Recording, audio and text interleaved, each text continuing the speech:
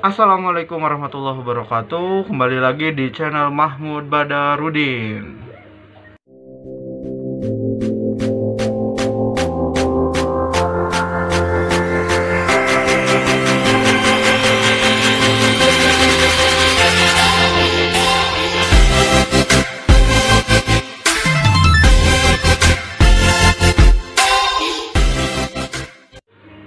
Semangat pagi sobat pembelajar, kembali lagi dengan saya Mahmud Badarudin di channel Mahmud Badarudin. Oke, di sini saya sekali lagi ingin mengingatkan untuk kita semua, mari gunakan masker kita ketika kita bepergian keluar rumah. Karena dengan menggunakan masker, maka kita menyelamatkan diri kita, menyelamatkan orang-orang yang kita sayangi dari pandemi COVID-19 seperti itu. Oke. Nah, gimana kabarnya sobat pembelajar? Mudah-mudahan selalu baik. Nah, untuk pembelajaran hari ini kita akan belajar mengenai himpunan. Tapi sebelum kita belajar mengenai himpunan, yang belum subscribe video channel YouTube ini, silahkan di subscribe terlebih dahulu. Yang belum like, yang belum komen, silahkan komen dan absen di bawah di kolom komentar. Silahkan mulai dari sekarang, silahkan di absen. Nah, jika sudah, mari kita saksikan video pembelajaran mengenai himpunan berikut ini. Oke, hari ini kita akan membahas mengenai himpunan. Himpunan sendiri adalah kumpulan objek yang didefinisikan dengan jelas. Nah, misalkan kayak gimana tuh? Nah, contohnya seperti ini. Himpunan buah berwarna merah. Nah, karena ada himpunan, maka dia kan kumpulan gitu kan. Nah, tapi di sini buah berwarna merah, maka ada hal yang lebih khusus seperti itu kan. Sehingga himpunan buah berwarna merah merupakan suatu himpunan. Nah, berarti contoh yang pertama adalah himpunan. Yang kedua, himpunan siswa laki-laki di kelas 7A. Nah, di sini kan ada tulisan himpunan. Berarti dia kumpulan kan? Siswa laki-laki di sini objek di kelas 7A. Nah, dia juga lebih spesifik kan? Ada di kelas 7A. Sehingga yang kedua juga merupakan suatu himpunan. Yang ketiga di sini himpunan angkot. Nah, kira-kira ini himpunan atau bukan? Walaupun di sini ada tulisan kumpulan dan objeknya adalah angkot, tapi di sini tidak didefinisikan dengan jelas gitu. Jadi kecuali misalkan di sini kumpulan angkot di Cibatok misalkan. Nah, itu baru suatu himpunan. Tapi karena di sini adalah kumpulan angkot saja, maka dia bukan himpunan. Ini yang ketiga, ada bukan himpunan ya. Bukan. Nah, yang keempat, himpunan bilangan asli. Nah, di situ kan ada kata himpunan, maka dia adalah kumpulan dari objek gitu kan. Nah, bilangan asli. Nah, walaupun di situ cuma tulisan himpunan bilangan asli, tapi bilangan asli sendiri kan sudah jelas ya. Bilangan yang dimulai dari angka 0, dimulai dari angka 1, 2, 3 dan seterusnya. Sehingga himpunan bilangan asli adalah suatu himpunan. Nah, kemudian dalam himpunan ada yang namanya anggota himpunan. Nah, untuk menyimbolkan suatu anggota himpunan digunakan simbol seperti ini. Jadi cara buatnya adalah kalian buat seperti huruf C, kemudian di tengahnya dikasih garis yang tegak lurus seperti itu. Contoh, 2 anggota himpunan bilangan prima. Betul ya? Karena kan anggota bilangan prima adalah 2, 3, 5, 7, 11, 13 dan seterusnya. Yang kedua, apel anggota himpunan buah berwarna merah. Nah, betul juga kan, apel itu kulitnya berwarna merah sehingga dia anggota himpunan buah berwarna merah. Nah, yang kedua, jika ada himpunan, maka ada juga yang namanya bukan anggota himpunan. Disimbolkan himpunan dicoret, jadi dikasih, nah, seperti itu, maka dia disebut bukan anggota himpunan. Contohnya seperti ini. 0 bukan anggota himpunan bilangan asli. Betul kan? Kenapa betul? Karena bilangan asli dimulai dari angka 1, sehingga 0 bukan bilangan asli. Yang kedua, P bukan anggota himpunan huruf-huruf vokal. Betul ya? Kenapa betul? Karena huruf-huruf vokal itu kan A, I, U, E, O. Nah, sedangkan P bukan anggota A, I, U, E, O, sehingga P bukan anggota huruf-huruf vokal. Itu bagian pertama.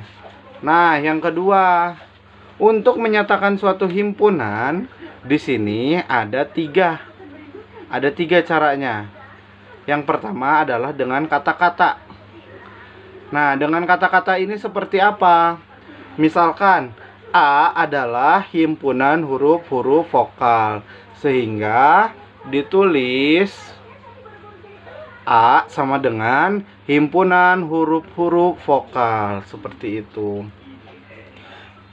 Misalkan ada lagi, Z adalah himpunan bilangan bulat, maka ditulis Z sama dengan himpunan bilangan bulat, gitu. Yang kedua, ada notasi himpunan. Nah, biasanya himpunannya itu atau anggotanya itu kita digunakan peubah. Peubahnya itu boleh X, boleh Y, boleh apapun lah variabel seperti itu. Pak, segitiga gimana? Boleh. Jadi gunakan segitiga boleh. Jadi gunakan simbol yang menyatakan suatu peubah. Contohnya nih, saya punya yang pertama, B adalah anggota himpunan. Nah, untuk membuat notasi himpunan, wajib hukumnya menggunakan kurung kurawal. Nah, jadi hukum ini nih, kurung kurawal gitu ya.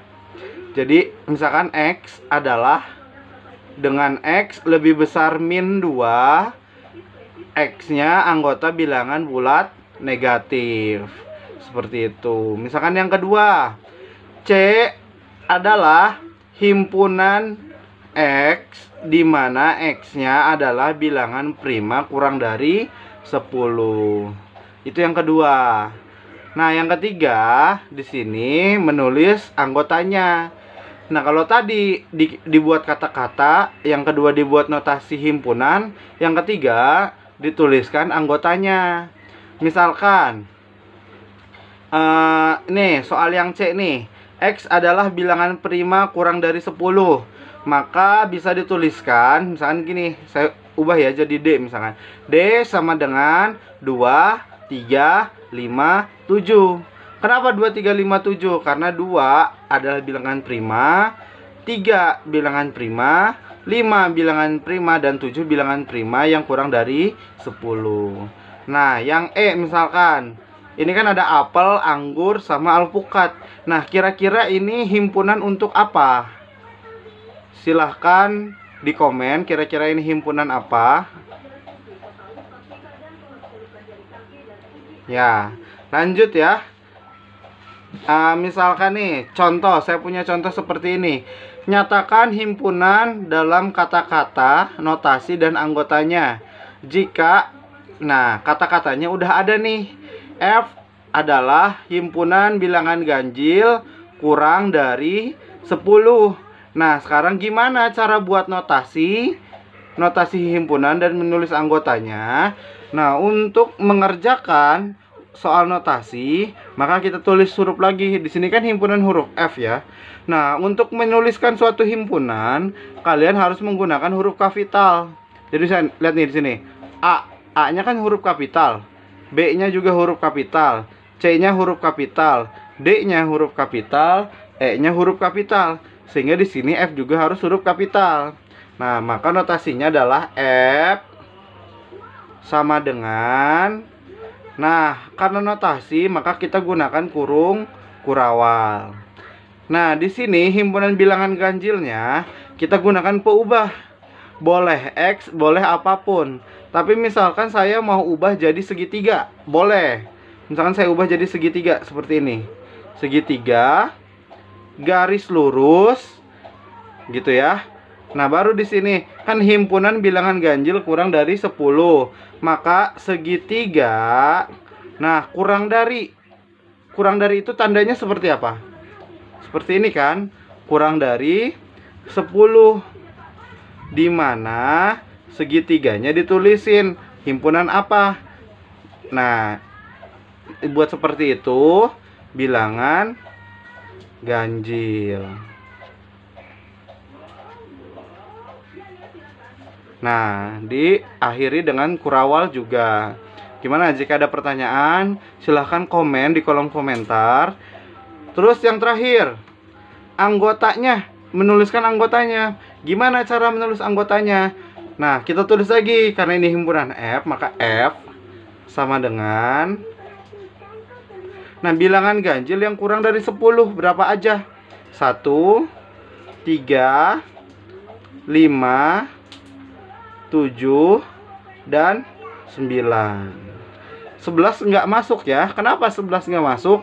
Karena di sini kurang dari 10. 11 kan lebih dari 10. Nah, jadi contoh soalnya seperti itu. Untuk kalian lebih mengerti, berikut saya beri soal dari latihan untuk himpunan.